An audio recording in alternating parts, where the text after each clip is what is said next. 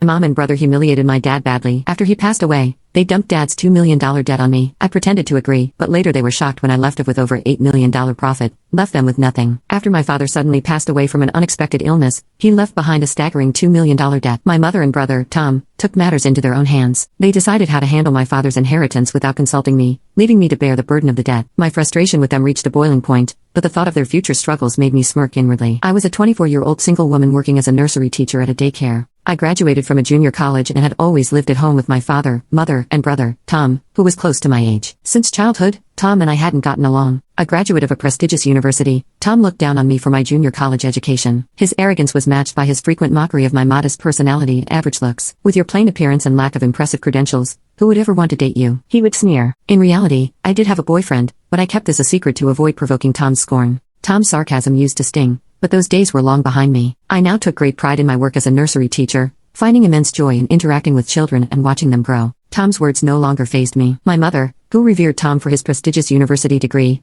constantly boasted about him to relatives and neighbors. In stark contrast, I was often treated as an afterthought. It was clear that my mother favored Tom and showered him with preferential treatment. Unlike her, my father always had my back. Whenever my mother gave snacks exclusively to Tom, my father would secretly share the same treats with me. He proudly expressed his admiration for my choice to become a nursery teacher, and I deeply cherished his supportive gestures and words. My father was the CEO of a small company where Tom also worked. Unfortunately, the company's financial situation had been deteriorating recently. Despite my father's relentless efforts to cut the deficit and his late nights at the office, Tom remained indifferent. "I can't work for a company run by someone who looks so inept," Tom said, resigning from the company to take a position elsewhere. Since her marriage, my mother had stopped working and fully dedicated herself to managing the household. With no experience in supporting my father's business, she didn't grasp the challenges he faced. Despite witnessing his daily struggles, she criticized him for the company's lack of success. "The company is still struggling. If you don't resolve the deficit soon, I won't be able to buy that new bag from the magazine. Honestly, what are you doing every day? You're completely useless," my mother said. She had an insatiable appetite for spending,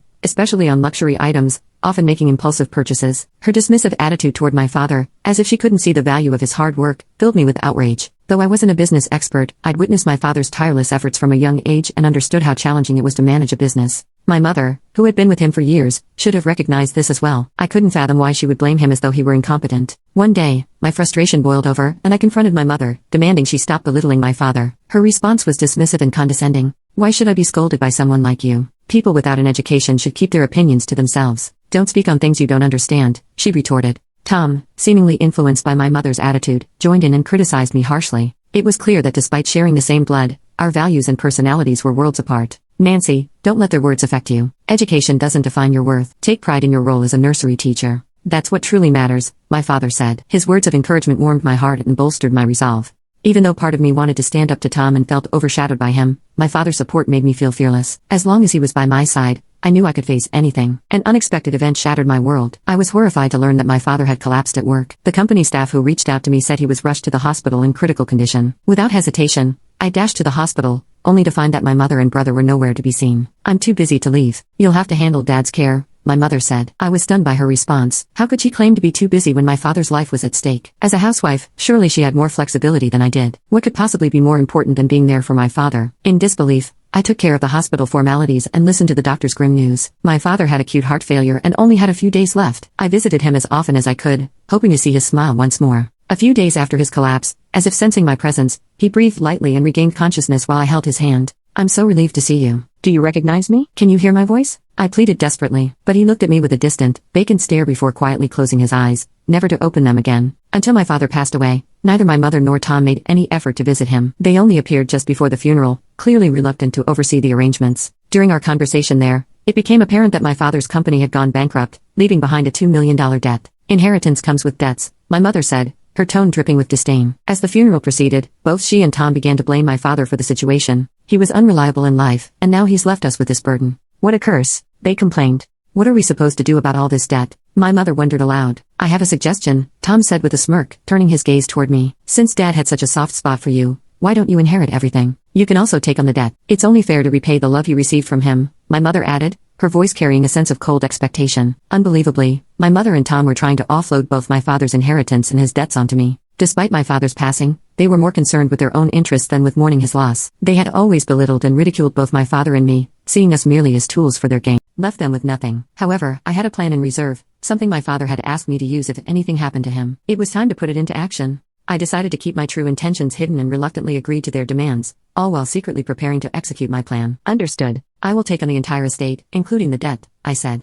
My easy acquiescence surprised both my mother and Tom. Considering I was assuming a $2 million debt, they probably anticipated more resistance from me. But their satisfaction in offloading the burden onto me seemed to eclipse any surprise. They looked at me with a mix of triumph and condescension. So, you're actually going to pay off all the debt? We appreciate that. It's lucky for us.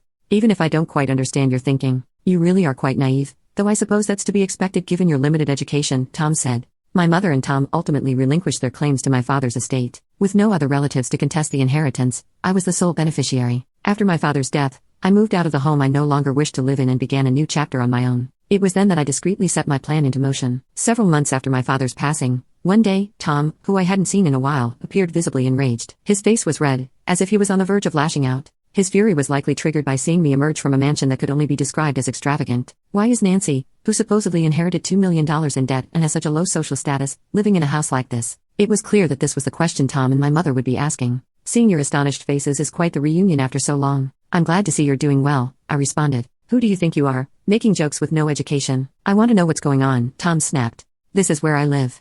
Is it really so surprising to see me coming out of my own home? Tom, growing increasingly agitated, advanced toward me. However, as a nursery teacher accustomed to lifting children daily, I had developed more strength than the average woman. Tom, who led a sedentary lifestyle and avoided exercise, was comparatively weak. I swiftly overpowered him and had him on the ground in no time. He looked utterly bewildered. As Tom lay on the ground and my mother rushed to his side, I smiled and began to explain. The reason I'm living here is because of the decision you both made to relinquish Dad's inheritance. Before he passed away, my father had been quietly building wealth through real estate to secure our future. Despite the company's debt, the market value of the properties increased significantly after I inherited the estate. I sold them at the right time. Even after accounting for inheritance taxes, the profit from the real estate exceeded $5 million.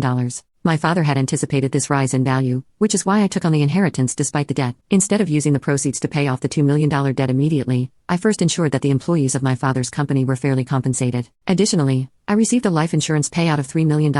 I continued. The amount was truly staggering. Wait a minute. Life insurance is usually paid out to the spouse, right? My mother interjected. It appears Dad changed the beneficiary to me, I explained. He had informed me of this while he was still alive. My father was deeply troubled by your harsh words and excessive spending.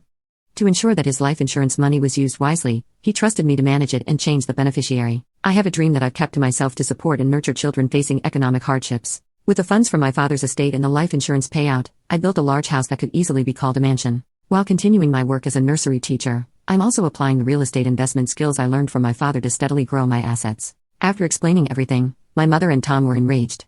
Their voices rose in anger. This is absurd. Why didn't you tell us something so crucial? If we had known about the real estate, we never would have let you inherit it, they shouted. I responded firmly. Dad anticipated that you would react exactly like this if you knew. That's why he kept it a secret, to prevent you from claiming everything. I didn't expect you to respond just as he predicted, but it seems he was right. What are you talking about?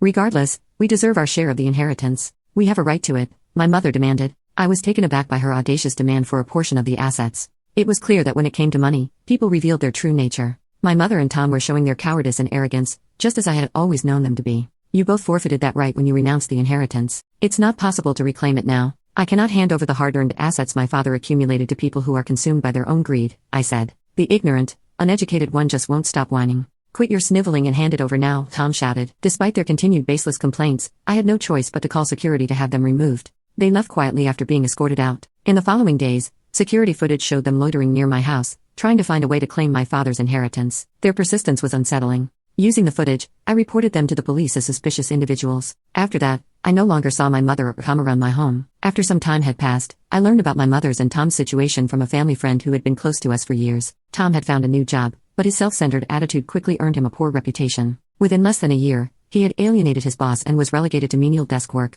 a far cry from the special treatment he had enjoyed as the president's son at my father's company. Eventually, the harsh work environment took its toll, and he left the job. His tarnished reputation made it challenging for him to find new employment within the industry. Why aren't you working? Stop lounging around, my mother would admonish. It's not like I'm just sitting around doing nothing, Tom would retort. What kind of effort are you putting in, you useless, unemployed person? My mother would criticize. After witnessing Tom's failure, her attitude toward him changed drastically. Once doting on him, she now blamed him for his incompetence and joblessness, growing increasingly cold and distant. The shift in my mother's behavior placed immense psychological pressure on Tom, eventually leading him to become a recluse. Having relied on my father's income for years and never having developed the skills or inclination to work, my mother now faced financial struggles alongside Tom. Both were struggling to make ends meet. As for me, I'm happily married to the man I had been dating, and we now live in the large house I own. My husband shares my passion for helping children in economic need. Together, we are working towards this dream by setting up the necessary facilities and obtaining the required qualifications. I hold deep gratitude for my irreplaceable father, and with my husband by my side, I'm living a fulfilling and purposeful life.